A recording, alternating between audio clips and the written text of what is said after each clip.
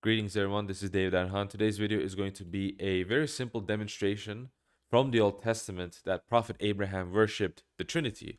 So, as most of you already know, there's this common perception, common idea that Abraham and the other prophets of the Old Testament worshipped a generic, monotheistic deity, and that Muslims and Jews and Christians all believe in this one generic deity.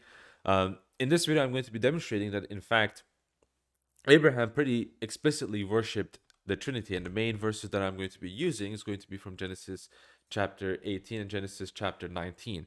So, Genesis chapter 18, it's the three angelic visitors visiting Abraham and Sarah, and we see that Abraham refers at least one of them as the Lord.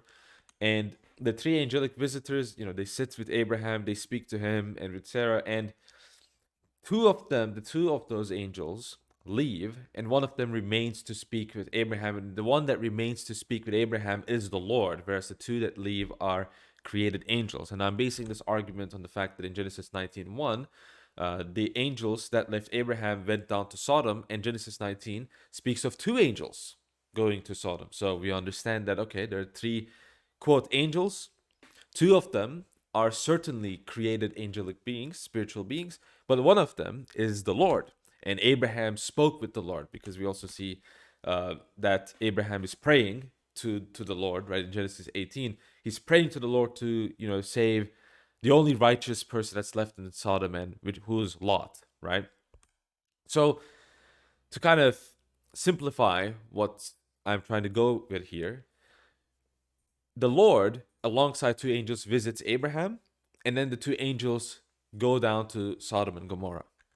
And then a couple of verses after, in Genesis 19:24, when Sodom and Gomorrah is being judged, we quite curiously read the following verse. Then the Lord rained upon Sodom and upon Gomorrah brimstone and fire from the Lord out of heaven. And the term Lord here, it's Yahweh, right? It's in, if you check the Hebrew interlinear text, you're going to see it quite clearly. So it's not just a created being doing this, it's God himself doing this. But we see something interesting going on here.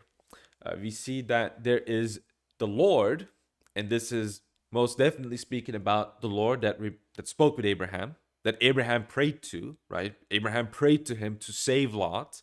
So this can't be anyone else other than God. And this Lord, however, is raining upon Sodom and upon Gomorrah brimstone fire from the Lord out of heaven. And so now there's the Lord that spoke with Abraham, and then there is another Lord, in a sense, in the sky, in the heavens, basically, that is raining upon, brimstone, that is judging Sodom and Gomorrah with the Lord on earth.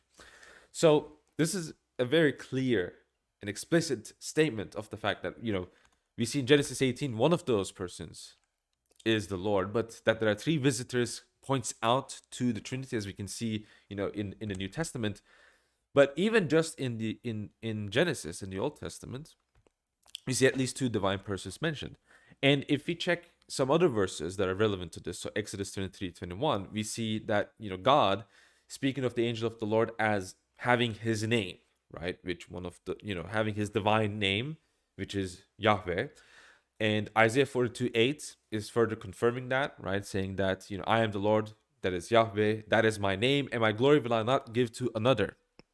This kind of basically means that God's glory is unique to himself, according to his own nature. There's no other nature that is like his, right? That has his glory. But there are other divine persons, as we can see in Genesis 19:24. There are other divine persons that has his name, which also means that they have the same power and that they have the same judgment, meaning that there is one God, but multiple persons. Again, this is just in the Old Testament. This is not New Testament. This is not Saint Paul making stuff up, as many people claim. This is a very clear, explicit mention of the Trinity, and I will even go as far as to argue that the judgment itself can be argued to be, in a sense, the Holy Spirit, namely because all of God's activities, all of God's acts or energies are in the Holy Spirit, right? We see this in Romans 11:36. And we see this in St. Basil the Great, so in the Holy Spirit, that God's energy is in the Spirit, right? And so God's activities are done in the Holy Spirit. So I'm not saying that they're completely identical, right? I'm not saying that the Holy Spirit is completely identical with the fire and brimstone, right? Rather, I am saying that it's the Holy Spirit being sent down in order to judge Sodom and Gomorrah, and this is precisely what happens, right? And some people might argue that the three angels the three angels were the Father, Son, Holy Spirit. There's some people who erroneously have that belief, including some saints. I think Saint Nicodemus believes this, which is quite questionable because, as I said, Genesis 19:1 speaks about two created angels visiting Sodom and Gomorrah. If the two angels that visited Sodom and Gomorrah were two divine persons, then Sodom and Gomorrah will already be judged. And I think that's the main problem, is that it's God's presence being sent to Sodom and Gomorrah. That is the result of their judgment. That's why they're being judged. So I don't think it is tenable to say that the three angelic visitors, it's, straight up literally the Trinity. I do believe, and it is indeed the Orthodox view, that it is pointing out to the Trinity, right? So the three angelic visitors point out to the fact that God is a Trinity. And I think that's a very strong argument that, again, that the Trinity is not just something made up in the New Testament. It's not something that was just made up in, whatever people believe, Council of Nicaea, or something, Constantine made up, or whatever dumb theory that people have. It's very clear from just a couple of passages that I've shown you that the Trinity, or at the very least the idea of there being multiple divine persons in the Godhead, is very clearly in the Old Testament. Again, not in the New, but in the Old Testament. And that's very much what I wanted to present to you here. So thank you all for watching, and I'll see all of you in the next video. Take care and goodbye.